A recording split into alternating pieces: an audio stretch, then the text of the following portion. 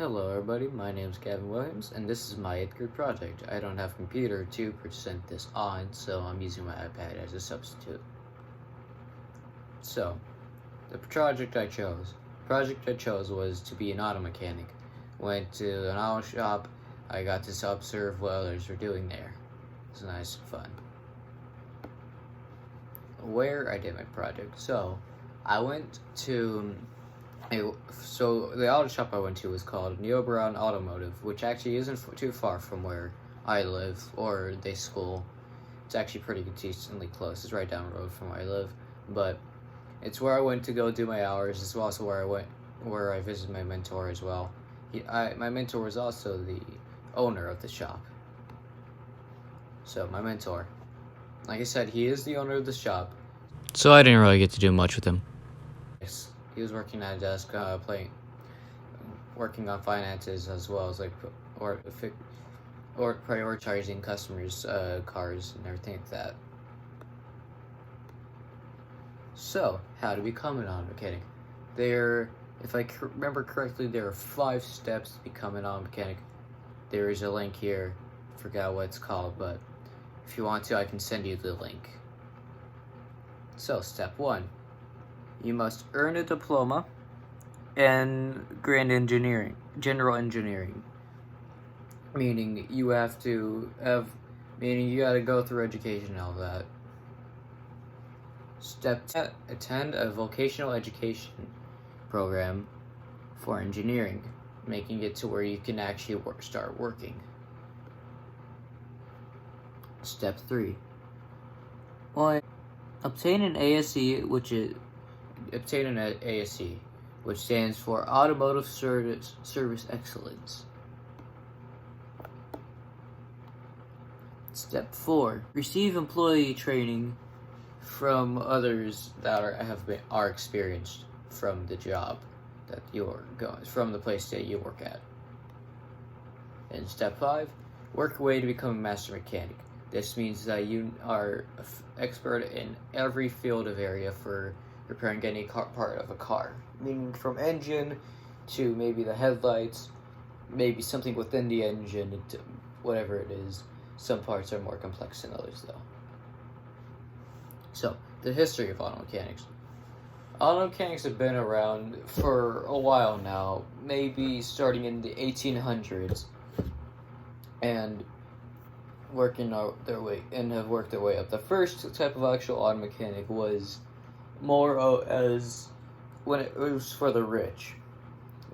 Meaning whenever you bought the car originally, the car would come with an instruction manual for how to actually repair it if it's ever broken. Yeah. It's what it's like being an auto mechanic. So what it's like being an auto mechanic is, it's a lot of work. It does involve a lot of safety, definitely. All the time, you have to be cautious of what you're doing, no matter what. Even if you're going under something that looks like it's stable, it can always just fall like at random time. Tools. So tools are the tools that you receive are ones that you buy yourself. You don't get anything to begin with. You have to buy everything completely on your own. Meaning that includes basically your essentials. Maybe if you're lucky enough, you'll get basic tools to start off with. Depends. Repairing. So there are different types. So repairing can be complicated in many ways, and it depends on the type of car as well. Repairing can resort to different types of things, and it can cost different money depending on what the repair is. So, types of repairs. Okay, the types of repairs. So, types of repairs would involve, like I said, going under the engine, having to lift it up. That takes a bit. It can last up to a day, maybe. If it might be the transition spring, then it might be very expensive. It can be very expensive because it involves lifting the whole engine itself. Now, types of cars. Different cars means different types of repair. It means different places for where you repair stuff. Meaning, not every car is going to have have a piece of a car in the same place as the next. Yeah, almost every car you come across will look different under the hood. My physical project. Alright, so my physical project, I wasn't able to actually I wasn't actually able to make anything physical, so in order to make up for that, I did take a video of I did take a few photos of this car right here. It's called a Chevy Bel Air. I believe it's in the 1980s, maybe. I believe the repair that was wrong with this one was whenever you hit the brakes, the engine would just stop. But I believe it was fixed, and it was very nice to see just up close in person. Now, the Bat Van. So this recording is going to be about the Bat Van. The whole car itself is it's based off the 1999 to 2001 version of it, which is Batman and Beyond. Inside where you would sit normally would be the engine, because it's too small to fit on inside a trunk, so it sort of comes out into where you sit normally for the passenger or driver, but there's the low cover for it. So this car was also made by Dodge. Very nice how they made it. The license plate front and back says Bat Van, and the rims are also based off of the same version of Batman. Now, the car door itself was actually very rough feeling. Don't know why it was like that, but it felt like a cotton steel. And everything was pretty much just like, it was amazing. Everything there was amazing. And whoever owns this car must be a very big fan of Batman or this particular version of him. Anyways, this is the Batman video. Alright, now after that Batman video, we have reached the end of the presentation. So this is the question segment. I hope you guys did enjoy this presentation. I did put a lot of effort into this whole project all together. So it was a lot of fun working with it as well. But I hope you guys did enjoy this presentation. I'll see you guys later. Bye. Alright, so this is after the recording of my presentation. I just wanted to say that I really did enjoy the school that I've gone to. I've enjoyed this project as well. I wish I was able to stay at the school longer, but since I entered in 7th grade, I would have been gone later anyway, so yeah. But I truly did enjoy this school. I enjoyed this project, and I'm glad for all the teachers I've gotten through the school year. And a lot of this pandemic has been very hard on everybody, especially for me. It's been a bit different for me during work-wise. I've been working on for a while now. Thankfully, I got this whole grace period for getting this whole thing extended. I'm very glad of it, and I just wanted to say that I loved everybody. I loved to be with everybody in the school. Loved being friends with new people here. Everybody's super friendly. Same with my teacher. But yeah, I'll also be talking over some stuff about the presentation as well. Alright, so I have had some experience with changing the oil of a car.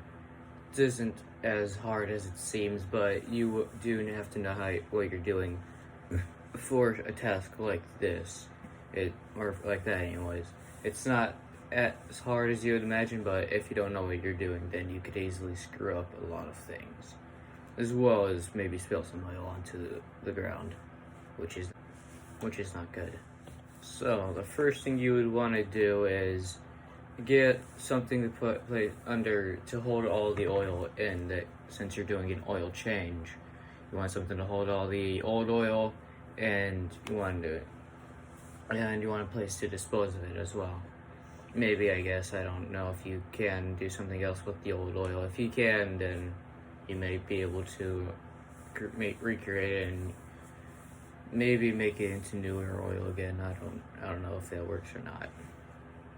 So the one thing, and then after that, there are two things you can do. One is change the oil filter, or you can change the oil itself. So how that would work would be, since their oil filters, usually it will be a white little like PVC, like the end of a PVC pipe, maybe white, black, red. It comes in different colors. You change that. Once you change that, oil will be coming out, so you want to place something under that to hold it all, like I said. And I guess you might want to place a disposal of it. Like I said, I don't know. Once you've done that, you then make sure you have another oil filter to replace the old one. Then you take out the old oil from what is holding the old oil, anyways. Or usually is a bolt that you can unscrew, but it's not easy to take off that for safety reasons, because you don't want your oil spilling out everywhere. So once you've done all of that, then you put everything back on. You put the new filter on. You put the bolt back on. Close that up, and in the HUD there will be a place to put a new oil to change it. And I believe, if I'm correct, you have to leave the car running for a bit to make everything warm for the car, and you check your dipstick to make sure you didn't put too much or too little. Usually, because if you do put too much, then you might flood the engine, with the oil, and you won't be able to run it that as easily. You might not want to start, and if there's too little, then it will start, but it's not going to go for long. Alright, so now I'll be talking about more of what I did inside the shop, or what I saw anyways, since I wasn't able to actually help with much. I more of observed what was happening in the shop. I also got to see lots of different cars and everything, as well as the van that I showed in the video. So in that shop there were a lot of other there's lots of different cars. Everything is a vast majority, and you almost never find the same car twice, at the same time. And a lot of the cars that were in there were pretty old. Some might have gone back to maybe the 1980s, I don't know. But a lot of the cars that didn't need to be fixed or repaired were about the same era as now. They're all modern cars. They did have a DeLorean that as a car there. I don't know if I took pictures of that or not. If I did, then I'll put pictures in this present. I'll put pictures inside of this video to show you what it looked like. But like I said, it was a nice car. They lost the keys to it, and they're trying to find them still. But they need those. How they got it was how they had to build it from a kit, basically. They built that up. Now it looks like an actual car, and hopefully it does run. It'll be amazing if it does. And other cars they had there were pretty old. Some of them looked like they were very rusted over. Alright, so if they're lucky enough, they will get some time to maybe be paid to work on their own cars. That always depends on the people they do work with or where they are working. They might get paid to work on their own car. Maybe, I don't really know. And if the auto mechanics do end up working on their own car, chances are that they aren't getting paid for doing that, because it is their own car and they're not actually helping out in the business in any way. Alright, so speaking of being paid, mechanics do get paid by the hour, not by the workload, if anybody was wondering. I believe it can range from a minimum of $10 to maybe $18, averaging an annual salary of $36,000, which is a decent amount. Not too much, not too Sadly, it's not that much, but it is a decent amount of cash out of that. So yeah, I hope you did enjoy my presentation and what I had to say for it.